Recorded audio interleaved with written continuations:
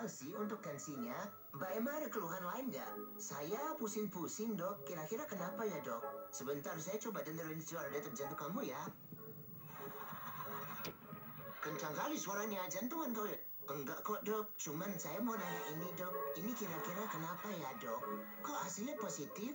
Iya, Dok. Jadi tadi pagi saya coba tes pet. Saya mual-mual, terus hasilnya garis 3. Terus saya bilang sama pacar saya, bawa ke dokter ususnya aja, boy. Ya udah, langsung kita bukmar lah, Dok. Kalian tahu maknanya garis 3 itu apa?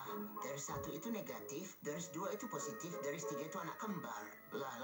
Tapi kan kami nggak pernah berbuat apa-apa, boy. Kayak mana itu? Coba kalian pikirkan betul-betul. Kalau kalian pernah berbuat, kalian harus tanggung jawab. Permisi, ada yang ngeliat aspek aku nggak? Astaga, sungguh plot twist. Tapi itu cuma drama ya, Satwa Lovers. Jadi please, jangan dianggap